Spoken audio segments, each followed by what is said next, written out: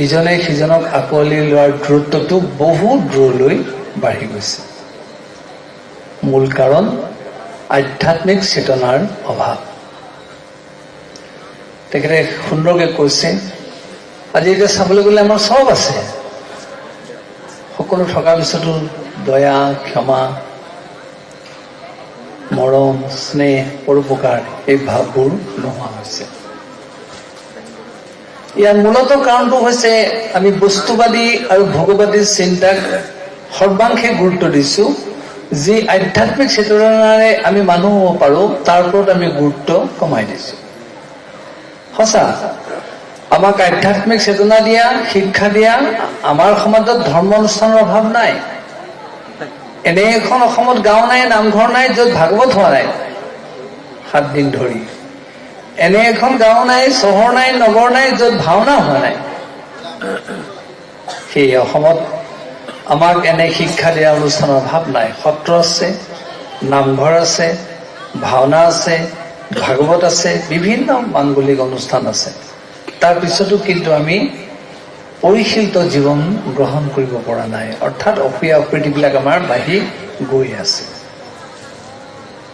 ধৰ্ম অনুষ্ঠানৰ অভাৱ নাই। অভাৱটো ক'ত ঘটিছে আমাৰ?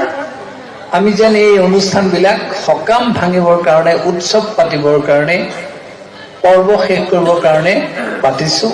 তাৰ আভ্যন্তৰীণ ক্ষেত্ৰত আমি প্ৰৱেশ কৰা নাই। তাৰ তত্ত্ববিলাক আমাৰ জীৱনত আমি প্ৰতিফলন ঘটোৱা নাই। আমাৰ সৰু সিদিনা ভাওনা সমাৰোহ শেষ হৈছে, 50,000 দৰ্শকে একেলগে ভাওনা চাইছে। কিন্তু সেই 50,000 দৰ্শকে ভাওনা চাই তেওঁলোকে বুকু ডাঠি ক'ব পাৰিব জানো যে আমি ইয়াৰ পৰা গৈ আমি অসূয়া অপ্ৰীতি এৰি দিছোঁ? নোৱাৰে ক'ব প্ৰত্যেকেই। কেলে? কাৰণ ভাওনাক তেওঁলোকে মনোৰঞ্জনৰ সামগ্ৰী বুলিহে গণ্য কৰিছে। ভাওনাই যে আমাক প্ৰকৃত আধ্যাত্মিক চেতনা দিয়ে, ভাওনাই যে আমাক প্ৰকৃত অৰ্থত নৈতিক আৰু মূল্যবোধৰ শিক্ষা দিয়ে, সেইটোৰ প্ৰতি তেওঁলোকে কৰ্ণপাত নকৰে। আৰু সেই তেনেকুৱা ধৰণৰ ঘটনাবোৰ হোৱাৰ কাৰণে আজি আমাৰ এইবিলাক দুৰ্দশা হৈছে।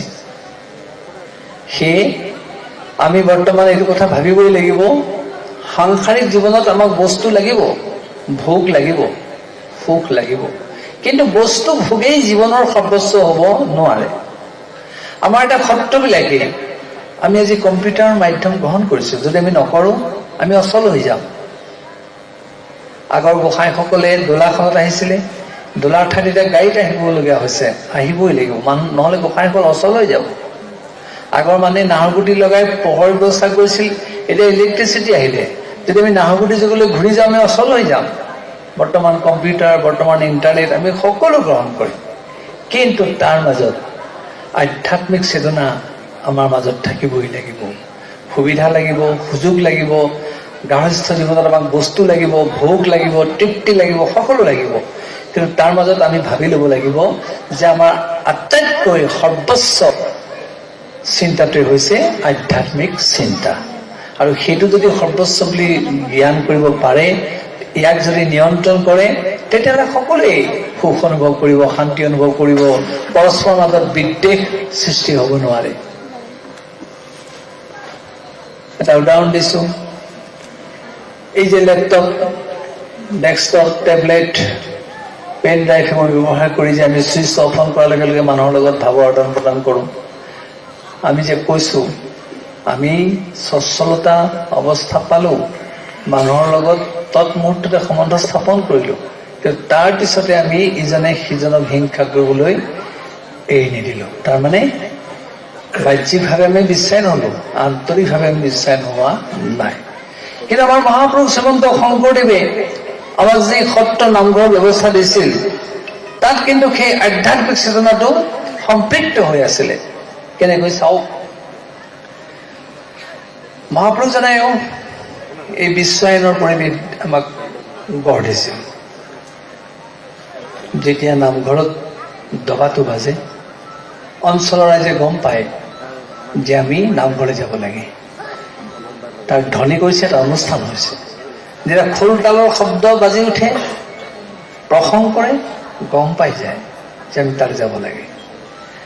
এইটোৱে হৈছে বিশ্বায়নৰ পৰিৱেশ। এই লেপটপ, ডেস্কটপ, টেবলেটৰ কামটো আমাক দবা, শংখ, খোল তালে কৰি দিছে, কিন্তু ই ইয়াৰ নিচিনাকৈ বাহ্যিক বিশ্বায়নত সি আবদ্ধ হৈ থকা নাই। আপোনালোকে জানেই দবাটোৰ মাত শুনি, খোলতালৰ মাত শুনি যেতিয়া আপোনালোক নামঘৰলৈ যায়, লগে লগে কৃষ্ণ কৃষ্ণ বুলি কৈহে সোমায়। আৰু তাত যেতিয়া আপোনালোকে বহি একেলগে নাম গায়, আপোনালোক শইকীয়া, বৰা, বুঢ়াগোহাঁই, হাজৰিকা, সোণোৱাল, গোস্বামী, শৰ্মা এইবোৰ উপাধি তাত নাথাকে। তেতিয়া এটা শব্দ ৰূপান্তৰিত হয়, ভকত সংজ্ঞাত ৰূপান্তৰিত হয়। হয়, আপোনালোকৰ মাজত কেতিয়াবা ক'ৰবাত ঘৰত কাজিয়া লাগিব পাৰে। যেতিয়া আপোনালোকে ভকত সংজ্ঞাৰে একেলগে নাম গাইছে, কিলাকুটি লগাই, কাৰো মাজত কাজিয়া নাই। এইটোৱেই হ'ল আধ্যাত্মিক চেতনা। গতিকে মহাপুৰুষজনে আমাক সত্ৰ নামঘৰৰ যোগেদি এইদৰে আধ্যাত্মিকভাৱে আমাক সমৃদ্ধ কৰিছে। সেয়ে আমি পুনৰ ক'ব খোজো, আধ্যাত্মিক চেতনা যেতিয়া থাকিব, তেতিয়া আমি সঁচাকৈ অসূয়া প্ৰীতি আৰু এইবিলাক যিবোৰ হিংসা দেশ, এইবোৰ আমি নাইকিয়া কৰিব পাৰিম। আৰু তাৰ লগতে তিনিটা কথাত মনোযোগ দিবই লাগিব। সত্য, ৰজ, তম তিনিটা গুণেই মানুহক জন্মৰ পৰা স্পৰ্শ কৰি আহে। নহি কশ্চিৎ ক্ষণমপি যাদুতি স্থিত্য কৰ্মকৃত কাৰ্যতি জীৱস্ব কৰ্ম সৰ্ব প্ৰকৃতি যোগুণই। পৃথিৱীত এনে কোনো জীৱ নাই, প্ৰাণী নাই, সি কৰ্ম নকৰাকৈ থাকিব পাৰে। জন্ম মাত্ৰেই কৰ্ম কৰাটো তাৰ বাধ্যবাধকতা, সেই কৰ্ম কৰিবই লাগিব। এইটো কিহৰ কাৰণে হয়? প্ৰকৃতিৰ গুণৰ কাৰণে হয়। প্ৰকৃতিৰ তিনিটা গুণ আছে, সত্য, ৰজ, তম। সেই জন্ম মাত্ৰে সেই তিনিটা গুণ সেই প্ৰাণীটোৰ গাত লাগি আহে। কিন্তু সেই তিনিটা গুণ প্ৰাণীটোৱে নেদেখে। তিনিটা পদ্ধতিৰে তাৰ শৰীৰ আৰু মনৰ মাজত প্ৰৱেশ কৰে, সত্য, ৰজ, তম। তাৰে সত্য গুণটোৰ উদ্দেশ্য হৈছে সত্যাত সংজায়তে জ্ঞানম। সত্য গুণে মানুহক কেৱল জ্ঞান দিয়ে। ৰজস্ব লোভ এবচ প্ৰমাদ মোহ তমসু ভৱত অজ্ঞানম এবচ। ৰজগুণটোৱে লোভ জন্মায় আৰু তামসী গুণটোৱে প্ৰমাদ, অন্ধকাৰ, বলিয়ালি ভাৱ সৃষ্টি কৰে। আমি সহজে অনুভৱ কৰিছো আমাক কোনটো গুণ লাগে। আমাক সত্য গুণ লাগে, আমাক বলিয়ালি গুণ নালাগে, লোভ মোহ সৃষ্টি কৰা গুণটো নালাগে। তত্ত্বস্ব সেইবিলাকে কিন্তু আমাক স্পৰ্শ কৰে। আমি যদি সতৰ্ক হওঁ, সেইবিলাকক আমি নিয়ন্ত্ৰণ কৰিব পাৰোঁ। কাৰণ সত্য, ৰজ, তম তিনিটা গুণ মানুহৰ মন আৰু শৰীৰৰ মাজত প্ৰৱেশ কৰে তিনিটা বাটেৰে। মূলতঃ খাদ্য, বাক্যবচন, আচৰণ। যি মানুহে কেৱল সাত্বিক আহাৰৰ ওপৰত গুৰুত্ব দিব, তাৰ অধিকাংশ জ্ঞান উদয় হ'ব। যি মানুহে কেৱল ৰাজসিক আহাৰৰ ওপৰত গুৰুত্ব দিব, তাৰ সেই লোভ মোহ বৃদ্ধি কৰা ভাৱটো বেছিকৈ বৰ্ধিত হ'ব। আৰু যি মানুহে কেৱল তামসিক আহাৰ খাব, তাৰ সেই বলিয়ালি ভাৱটো সৃষ্টি কৰাত সহায় কৰিব। সেই খাদ্যৰ যোগেদি মানুহৰ এই ভাৱনাবিলাক সলনি হয়। যেনে সাত্বিক আহাৰ কোনবিলাক? আয়ুষ, সত্য, বল, আৰোগ্য, সুখ, প্ৰীতি, বিবৰ্ধনা, ৰস্যা, স্নিগ্ধা, স্থিৰা, হৃদা, আহাৰা, সাত্বিক প্ৰিয়া। যিবিলাক আহাৰ ৰসাল, যিবিলাক আহাৰ স্নিগ্ধ, চফা, পৰিষ্কাৰ, যিবিলাক আহাৰ আয়ুষ বৰ্ধক, সেইবিলাকক সাত্বিক আহাৰ বুলি কৈছে। সেই আহাৰ যিসকলে খোৱাত গুৰুত্ব দিব, তেওঁৰ মনটো তেনেকুৱা হ'ব, শৰীৰটো তেনেকুৱা হ'ব। কিন্তু তাৰ বিপৰীতে কত্ত, অম্ল, লৱণ, অতি উষ্ণ, তীক্ষ্ণ, ৰুক্ষ, বিদাহীন আহাৰ, ৰাজস্ব, চেষ্টা, দুখ, সুখ, ময়াপ্ৰদা। যিবিলাকে অতি তিতা, অতি জ্বলা, অতি টেঙা, অতি কেঁহা, অতি তিতা, এই আহাৰ খাব, তেওঁলোকক লোভ মোহ বৃদ্ধি কৰিব। কিন্তু আমাৰ সমাজ জীৱনত তেনেকুৱা পৰম্পৰা আছে। মাহেকে পষেকে আমি তিতা খাব লাগে, কেঁহা খাব লাগে, টেঙাটো খাবই লাগিব, আমি জ্বলা খাওঁৱেই আমি। সেইটো খালে দুখ হ'ব নোৱাৰে, সেইটো খালে ৰাজসিক হ'ব নোৱাৰে। আমাক খালি সেইটোত মনোযোগ দিবলৈ কৈছে, তুমি অতিটো বিসৰ্জন দিয়া। তিতা খোৱা, কেঁহা খোৱা, টেঙা খোৱা, জ্বলা খোৱা, শুকান আহাৰ খোৱা, কিন্তু অতিটো নাখাবা। অতি তিতাটো বিসৰ্জন দিয়া, অতি জ্বলাটো বিসৰ্জন দিয়া, অতি শুকানটো বিসৰ্জন দিয়া। সেইটোৱে তোমাক অপকাৰ কৰিব নোৱাৰে। ঠিক সেইদৰে আমাক কোৱা হৈছে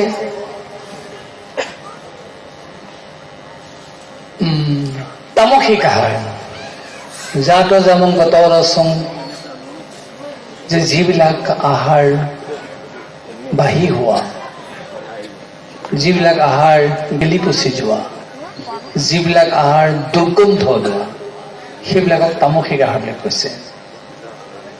জাত জামংগত ৰসং পূৰ্জি যত উচিষ্টমপি চা মধ্যম ভোজন তামস প্ৰিয়ম।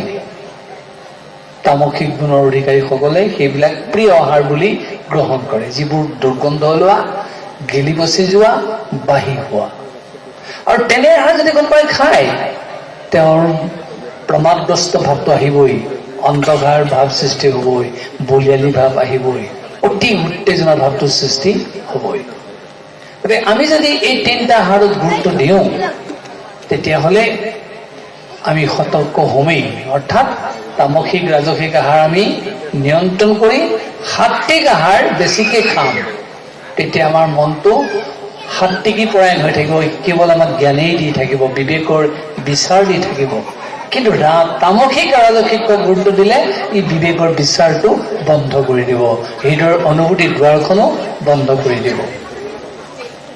সেইকাৰণে মানুহক প্ৰভাৱান্বিত কৰে খাদ্যই। ঠিক তেনেকৈ বাক্য বচনে, শব্দ প্ৰদূষণৰ যোগেদিও মানুহ উদ্ভ্ৰান্ত হয়, মানুহৰ হৃদয়বিলাক নিশকতীয়া হয়।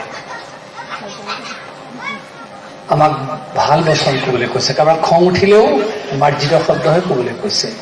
কোনো কাৰণতে অশালীন শব্দ যাতে ব্যৱহাৰ কৰা নহয়, উদ্ভট শব্দ ব্যৱহাৰ কৰা নহয়, আৰু অতি অশ্লীল শব্দ যাতে ব্যৱহাৰ কৰা নহয়।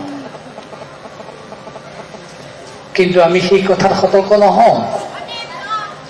আপোনালোকে নিশ্চয় নাই, কিন্তু কোনোবা গাঁৱত আমি শুনিবলৈ পাওঁ, যেতিয়া ল'ৰা ছোৱালী ৰাতিপুৱা শুই উঠা দেৰি হয়, তেতিয়া মাকে কি বুলি কয় জানেনে? আপোনালোকে কয় নকয় নাজানো, নকয় চাগে, কিন্তু সেই তেনেকুৱা গাঁৱবিলাকত কৈ দিয়ে, এই মৰাটো নুঠকিলে। যিগৰাকী মাকে 10 মাহ 10 দিন তাক গৰ্ভত ৰাখি সন্তানটো জন্ম দিলে, সেই মাকে যদি খঙৰ ভঙকত মৰাটো বুলি ক'লে, তাক আৰু বেলেগে অভিশাপ দিব নালাগে। আৰু যদি কেতিয়াবা কৈ দিয়ে ই এতিয়া খাই খায়ে মৰিব, তাৰ অকাল মৃত্যু বেলেগে কামনা কৰিব নালাগে। এইবোৰ শব্দ ব্ৰহ্ম। সেই শব্দ যে প্ৰয়োগ কৰিছে, তাক ক্ৰিয়া কৰিছে, তাৰ 100 বছৰ ঠাইত 40-30 বছৰলৈ আয়ুস নামি আহিছে। মাকে তাক আশীৰ্বাদ দিয়ে, বৰঞ্চ সতৰ্ক নোহোৱাৰ কাৰণে, এই শব্দ প্ৰয়োগৰ কাৰণে ল'ৰাটোকে ওলোটাই অভিশাপ দিলে। কিন্তু তাৰ বিপৰীতে আপোনালোকে চাওক, যশোদাই কৃষ্ণক জগাওঁতে কি শব্দ ব্যৱহাৰ কৰিছিল? যশোদাৰতো খং উঠিছিলে, মানিবলৈ ৰচি বিচাৰি ফুৰিছিলে, তথাপিতো এনেকুৱা মৰাটো বুলি কোৱা নাছিলে। কি বুলি কৈছিলে যশোদাই কৃষ্ণক জগাওঁতে? উঠা উঠা চান্দ বয়ন, উঠা উঠা নীলমণি, উঠা উঠা বাপু কৃষ্ণ। দেখিছেনে কিমান সুন্দৰকে? খং উঠিছে যশোদাৰ, কিন্তু এইবোৰ বিভৎস শব্দ প্ৰয়োগ কৰা নাই, ইমান সুন্দৰ শব্দ কৃষ্ণক জগাইছে। সেয়ে আমি যশোদা হ'ব নোৱাৰিব পাৰোঁ, কিন্তু মাৰ্জিত শব্দ প্ৰয়োগ কৰাৰ কাৰণে আমি সতৰ্ক হ'বই লাগিব। যদি আমি নহওঁ, ল'ৰা ছোৱালী উদ্ধত আচৰণ কৰিবই, মৃত্যু, অকাল মৃত্যু নামি আহিবই। গতিকে আমি প্ৰত্যেক পিতৃ মাতৃয়ে খাদ্যৰ ক্ষেত্ৰত, শব্দৰ ক্ষেত্ৰত আমি সজাগ সতৰ্ক হ'বই লাগিব। আৰু ঠিক আচৰণ, যিটো উদ্ভট আচৰণ বুলি কোৱা হয়, সেয়ে আমি ক'ব খোজোঁ, যি তিনিটাই মানুহৰ মন আৰু শৰীৰত ক্ৰিয়া কৰে, সত্য ৰজ তম, এই তিনিটাৰ ওপৰত যদি মানুহে গুৰুত্ব দিয়ে, জীৱনত প্ৰতিফলন ঘটাবলৈ চেষ্টা কৰে, তেতিয়াহ'লে সেই মানুহ উদ্ভট আচৰণশীল নহয়, আৰু সেই মানুহ তামসিক গুণগ্ৰস্ত নহয়, আৰু সেই মানুহৰ এটা চিন্তা শক্তি থাকিব, বিবেকৰ বিচাৰ থাকিব, হৃদয়ৰ অনুভূতি থাকিব। আৰু আমি ভাবোঁ, এইখিনি কথাত যদি মনোযোগ দিয়ে, অসূয়া, অপ্ৰীতি, হিংসা, দেশ, ইয়াক মাৰি পেলা, ইয়াক কাটি পেলা, এই ভাৱবিলাক নাইকিয়া হৈ যাব। আপোনালোকে বেয়া নাপাব, আইসকলৰ সন্মুখতে কোনোবা এটা ল'ৰাক যদি সন্তান এটাক কোনোবাই অপঘাত কৰিছে, আমাৰ আইসকলে কেতিয়াবা কৈ দিয়ে ইয়াকৈ এসেকা দি দে, কিন্তু দ্ৰৌপদীয়ে তেওঁ 5টা শিশু কটাৰ পিছতো এসেকা দি দিয়ে বুলি নকলে। অশ্বত্থামাক বান্ধি আনোতে কলে, আৰ্যপুত্ৰ তুমি যেনেকৈ বান্ধি আনিছা, মই এগৰাকী নাৰী হৈ মাতৃ হৈ মই দুৰ্দশা চাব নোৱাৰো, তুমি এই বান্ধটো খুলি দিয়া। কাটিবতো নোৱাৰাই, বান্ধটো খুলি দিয়া। গতিকে আমাৰ আইসকলো দ্ৰৌপদী হ'ব লাগিব। এসেকা দি দিয়া বুলি প্ৰতিশোধ প্ৰাণী স্বভাৱটো গ্ৰহণ কৰিব নালাগিব। আমি প্ৰত্যেকে যদি তেনেকৈ ভাৱত উদ্বুদ্ধ হওঁ, ইজনে সিজনক মৰামৰি কৰা কটাকটি কৰা কথাটো আহিবই নোৱাৰে। আমি যদি প্ৰত্যেকে সাৱধান হৈ যাওঁ, তে সেইকাৰণে কোৱা হৈছে সংসাৰী জীৱনত বস্তু লাগিব, ভোগ লাগিব, তৃপ্তি লাগিব, সকলো বাসনা পৰিপূৰণৰ ইচ্ছা থাকিব লাগিব। কিন্তু তাৰ মাজত আমি সকলো মানুহে মানুহক আঁকোৱালি লোৱাৰ প্ৰৱণতাটো ধৰি ৰাখিব লাগিব। আৰু সেই প্ৰৱণতাটো ধৰি ৰখাৰ কাৰণে আমাৰ স্বভাৱটো গঢ় দিব লাগিব। আৰু সেই স্বভাৱটো আমাক গঢ় দিব সাত্বিক গুণে। ৰাজসিক তামসিক গুণে আমাৰ এই স্বভাৱ গঢ় দিব নোৱাৰে। আৰু আমি যদি তেনেকৈ সকলোৱে পৰস্পৰে পৰস্পৰক আঁকোৱালি লোৱাৰ কথা ভাবো, তেতিয়াহ'লে আমাৰ মাজত অন্যায় অসূয়া প্ৰীতি কেতিয়াও থাকিব নোৱাৰে। আৰু সঁচাকৈ আমি আকৌ কৈছো, ধৰ্ম অনুষ্ঠানে শিক্ষা দিয়াৰ আমাৰ অভাৱ নাই। মহাপুৰুষ শ্ৰীমন্ত শংকৰদেৱে ভাগৱতত কীৰ্তনত বৰগীতত পাতে পাতে সেই কথাই লিখিছে। কিন্তু আমি এতিয়া বৰগীতটো পৰিৱেশন কৰিবৰ কাৰণে এটা বাহবা ল'বৰ কাৰণেহে গাইছো। ভাগৱত ফাঁকি সুন্দৰ সুৰত আৰু আনে শুনি ভাল পাওক বুলিহে গাইছো। কিন্তু সেইটো কি কলে সেইটোত আমি গুৰুত্ব দিয়া নাই। কাৰণ মহাপুৰুষজনে বাৰে বাৰে কৈছে, ভক্তিৰ ৰত্ন বুলি কৈছে নিমিনব সিদ্ধ সমাজত, তথা ভাগৱতত কৈছে সমস্ত ভূতত ব্যাপী আছো মই হৰি, সবাকো মানিবা বিষ্ণু বুদ্ধি কৰি। ভূত মানে প্ৰাণী, যিমান প্ৰাণী দেখিছা সকলোতে হৰি আছে, বিষ্ণু বুদ্ধি জ্ঞানেৰে তেওঁক সন্মান জনোৱা। আকৌ তাৰ ওপৰলৈ গৈ কৈছে কুকুৰৰ চিৰিয়ালৰ গৰ্ধবৰ আত্মাৰাম, জানিয়া সভা কুক কৰিবা প্ৰণাম। জানি আপোনালোকে নহয় জানো? তাৰ পিছত আকৌ বৰগীতত কৈছে যত জীৱ জংগম কীট পতংগম অগনগ জগতে নিকায়া।